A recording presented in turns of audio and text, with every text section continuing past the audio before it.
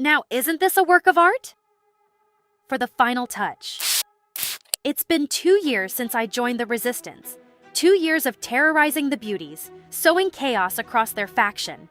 Though I may be the youngest member, it never mattered. I worked hard, so I quickly rose through the ranks and gained everyone's respect. But most important of all, I felt happy here. For once, I finally felt that I belonged. Still no sign of it. Damn it all. Then this has been yet another waste of time. My heart sank. You see, the vandalism, the destruction, was all really just a facade, a front for our true mission. We will find it. It may take a few more raids, but— Save it, Kate. I don't need your pep talk. There is nothing left to do here. We leave now. I didn't pursue the subject any further. There was no calming her down when she gets like this. Her sole obsession was to find it. The one thing that would help us take down the beauties once and for all. 2 years ago, just a day after I decided to join the Resistance, she unveiled her grand plan to me while we were at the Polis Museum. Why did you bring me here? Do you see that empty glass bottle over there? That one at the very top. What about it? Haven't you heard about the beauty in a bottle? No, not really. Well, rumor has it that once the Queen learned of this invention, which defies natural beauty, she immediately got rid of it. So that was the first and last of it. Interesting. But if that's the case then, the Queen did the right thing, stopping a dangerous invention there and then. Kate, don't you find it suspicious that Nadine's been in power for over a decade? Do you actually believe that there's no trick behind her youthful look despite her age? Wait, where is this going? Listen, kid. It was all an act. She never disposed of it. In fact, she's producing it for herself and her cronies at the beauty faction. I don't understand. How'd you know about all this? Of course I do. I have birds whispering secrets to my ear. But even with all the information she got, she never found it until now. Not even in the beauty faction. And now she's more frustrated than ever. Wait. Hey, everything okay? Look, I know things didn't go the way you planned, but moping around won't solve anything. All right, fine, have it your way. Ow, what was that for? It's been 2 years. 2 years, and we're nowhere near that serum. Things can't keep going on like this. We will find it. We may have to do hundreds, maybe thousands more raids, but we will find it. No, there isn't time for 100 more raids. We need to find it now. So what are you going to do? Something I should have done a long time ago. Can I count on you? The look in her eyes scared me. I had a bad feeling about this, but I couldn't bring myself to say no. Good, we leave tomorrow night. And before I knew it, it was time. While I was getting ready to sneak out, to my surprise, Aunt May was still awake. Why? Why did Aunt May decide to show up at the night of our big mission? Wait a minute, young lady. Where do you think you're going? Oh, hey, May. You haven't gone to sleep? May? Government officials. That was the only time I almost got caught. So far, I have steered clear of her suspicions, and I intended to keep things that way. When I arrived, I was already way past the scheduled time, so all eyes were on me. You're late! Sorry, I was delayed. Are the rest in position already? Let's go. Good luck, lads. You see?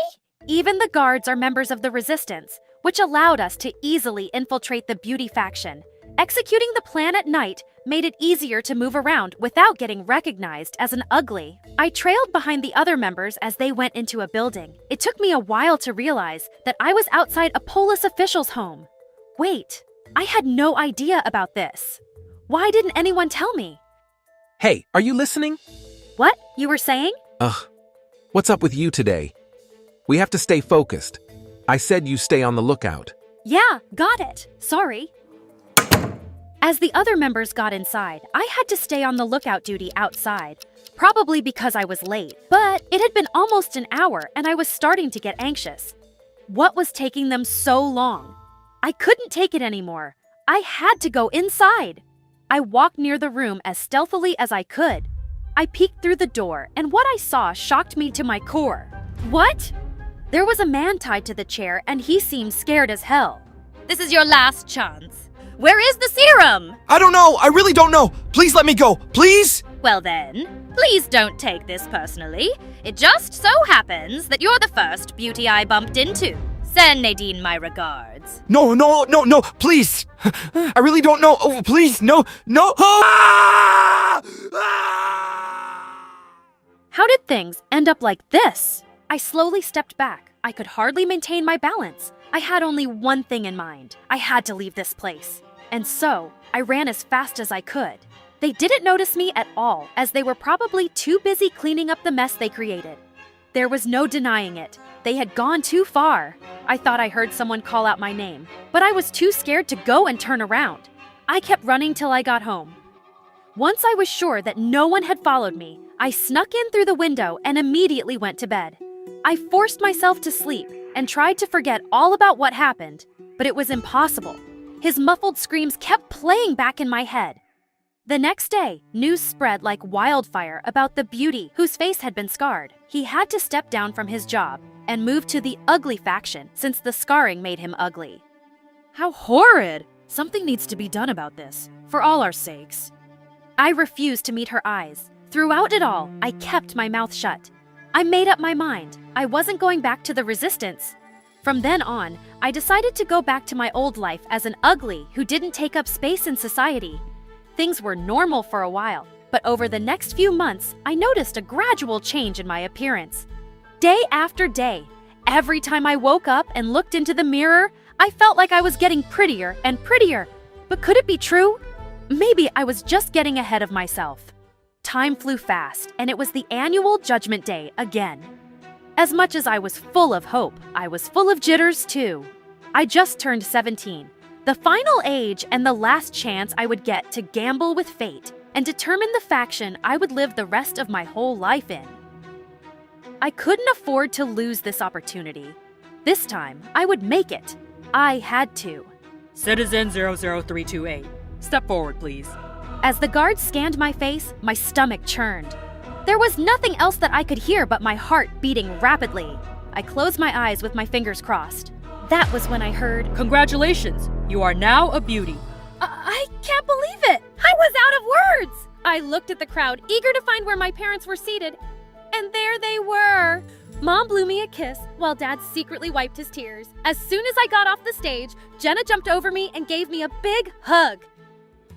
Finally, I'll be with my family! It took a while until everything sank in. I went straight from being an ugly to becoming a beauty, and this was extremely rare. I quickly became the center of attention. Not to mention, people called me the rising star. I was finally let into the beauty faction without feeling anxious, and I liked it a lot. It was like living in a different world entirely. It felt surreal that there were people everywhere trying to talk to me. It was all new to me, and I finally got the chance to live my dream. That was until I got a call from my dad. Kate, I need you to get over here right now. Something's happened. Your mother, she's... Watch part 3 to see what happened next and how I changed the world.